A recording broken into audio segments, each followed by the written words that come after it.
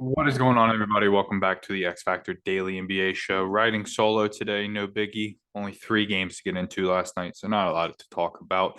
But nonetheless, some exciting games and some big stat lines. But don't forget to like, comment, subscribe, tell some friends. Let's get up to 150 subscribers before the season, before the year's over. If we do, we'll give a little jersey giveaway going on. So yeah, be sure to tell everybody we got some nice jerseys to give away. So be sure to stick around for that. But we'll hop right into things here. Game last night, a great game. 116 to 113 was the score in Dallas as the Mavericks came out on top. This game came down to last possession. Klay Thompson had a chance to win, missed it. Steph got called for a travel late. There was a lot of travel calls in this game. An interesting game. I wasn't feeling too well. I was a little under the weather last night, so I went to bed relatively early, but I watched a lot of this. It was ugly for the Mavs side, at least. Luka finished with 41, 12, and 12, 14 to 27 from the field. I mean, he's going to do that every night, and it's a matter of who else around him can step up. Tim Hardaway had 22. He shot fairly well from the field. He shot at 8 of 16. Spencer Dinwiddie had 14. Christian Wood only had 4. Josh Green, who I think has been very solid. And I think if you're making a list of most improved, he should be in the top 10, but towards the bottom. But they got the victory there. Steph Curry was the only shining moment really for this Warriors team. He had 32, 5 and 5, shot 11 to 24. Klay had 5 points, 2 of 9 from the field, 1 of 6 from 3. Andrew Wiggins, 10 points. Draymond Green with 12. Kevon Looney with 11. Jonathan Kuminga, he played great. He had 14 and 10 off the bench for them. I really like this. I'm hoping this means he can get some more run for this Warriors team. The New York Knicks defeated the Detroit Pistons pretty easily by 30 points, 140 to 110. It was Julius Randle's birthday. He got a big performance on his birthday, shot 24 times. Happy birthday to him. He had 36, 7, and 5, 14 to 24 from the field, 6 of 13 from three. A lot of three-point attempts there. RJ Barrett slowly trying to turn things around, still not shooting very well. He had 16, shot 4 of 11 from the field, 2 of 5 from three. Jalen Brunson was 16 and 5. Mitchell Robinson was 6 and 13, and Quentin Grimes started this game, had 16 and 6. Emmanuel Quickley off the bench had 15. I think it's interesting that they're starting Grimes over Quickley now. I think they think he could be a better defender than Quickley could, which are understandable, but I'm interested to see what they do with Emmanuel Quickley. I think there's been rumors that they're considering, taking calls over him. So I'm interested to see what happens and what they try to do if they try to get rid of him and add a key piece, because I don't even know what kind of key piece you could bring to this team to really help them out.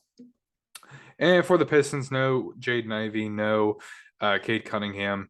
Killian Hayes with 11 and 6, Marvin Bagley with 13 and 7, Isaiah Stewart with 19 and 5, Bogdanovich with 13, Jalen Duren with 12 and 5, Saddiq Bey with 11, and Corey Joseph with 11 as well. This is just a bad Pistons team, as we all know. I'm interested to see what they do now. They're sitting at 5 and 18, so their season's pretty much over. Makes me look like an idiot because, as you know, I smashed the over on their over unders this year. Not proud of that, but I'm interested to see how many people they trade away because I do think they have probably 4 interesting trade pieces. So I'm interested to see what happens there. But nonetheless, a good win there for the Knicks. And the last game of the night, the Clippers took on the Trailblazers. Clippers came out on top 118 to 112. Norman Powell had 32 off the bench. Great night, 10 to 16 from the field, 4 or 5 from three. Spread out scoring, Reggie Jackson had 24, 7, and 12. Robert Covington had 15. Terrence Mann had 11. Zubac had 12 and 13. Marcus Morris had 8 and 4 and 3. And Amir Coffey was 7. Like I've said every time we cover this Clippers team and they got a good win like this is what you expect out of them. Multiple people being able to score, always one guy able to, have a better night than the rest.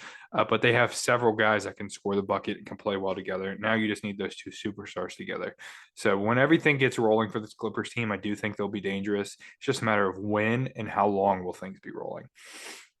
And for the Trailblazers, Jeremy Grant might arguably be the best player on the Trailblazers right now because Damian Lillard's missed a lot. And Grant's been there every game and has played really well. He had 32, 3 and 2, 2 blocks, 2 steals as well. Anthony Simons had 37 with 4 assists. He had 13 and 24 from the field, 9 of 16 from three. 16 three attempts is a lot, obviously. Nurkic had 13, 10 and 7. Justice Winslow with 10 and 13 as well. Just, when you get scoring off the bench from the Clippers like that, it's going to be hard to beat them, and only lose by 6.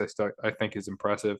Especially with 2 guys on their starting 5 scoring 37 and 32. I think you would expect them to win. But with this Clippers team, it's multiple guys scoring. So I think a good win there for the Clippers. So this is my issue with the league. We had 3 games on last night. We have 13 games on tonight. And then Thursday we have 1 game on. What's going on? I don't understand the scheduling. Let me know if you guys agree. But we got a lot of games tonight, as you know.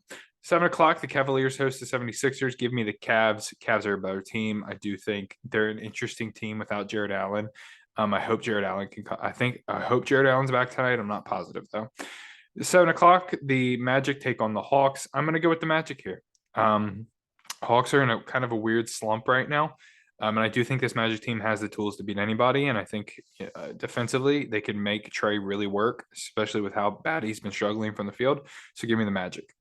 7:30, the Celtics host the Heat. I'm going to take the Celtics. They're the best team in basketball. They're just rolling. Won like 12 out of the last 13 games or 13 out of the last 14. Very impressive. At 7:30, the Nets host the Wizards. I'm going to take the Washington Wizards. I really like what I've been seeing out of Kristaps Porzingis. I think Bradley Beal played great their last game, and hopefully he can keep that going. And Kyle Kuzma has been playing very well for them. The Knicks host the Bucks at 7:30. I'm going to go with the Bucks. Off a night where Julius Randle put up a lot of points. I don't know if especially with RJ Barrett struggling, I don't know if they can do it back-to-back nights, especially against this good Bucks team. Give me the Bucks.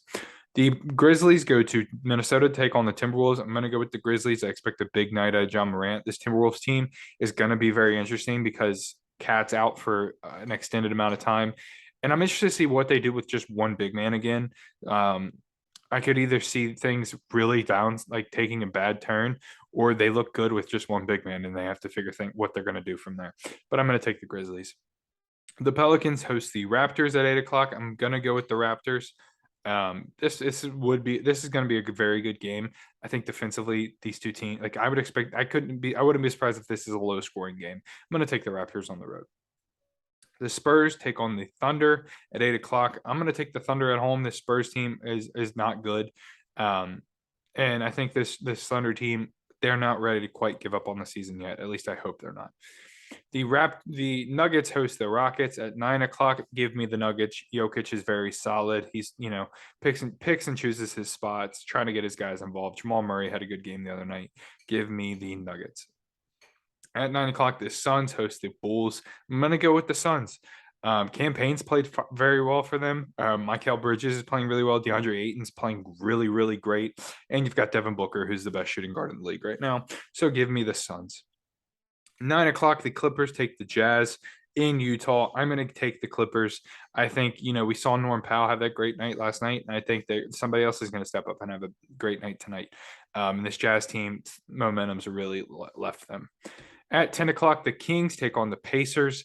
This is going to be an interesting game for me. I do think this could be a game of the night type vibe. I'm going to go with the Kings at home, but I wouldn't be surprised if this Pacers team pulls out the victory. As we know, they got the big win the other night against the Lakers on the road at the buzzer. But I'm going to go with the Kings. And the last game of the night, the Trailblazers take on the Lakers. I'm going to go with the Trailblazers team. I think Anthony Simons played really well last night. I think Jeremy Grant's playing phenomenal. And I don't like this Lakers defense in order to stop both of those guys. And you have like a Yusuf Nurkic who could step in and play very well as well. But that's all the games tonight. A loaded night here in the NBA after a quiet night the night before and a quiet night tomorrow night. So what are we doing, NBA? Let's fix the schedule. But like always, like, comment, subscribe, tell some friends. Let's get our subscribers up. We'll give a jersey giveaway going on. We got a lot of fun videos coming your way. So be sure to stay tuned. We will see you all tomorrow. Have a great night.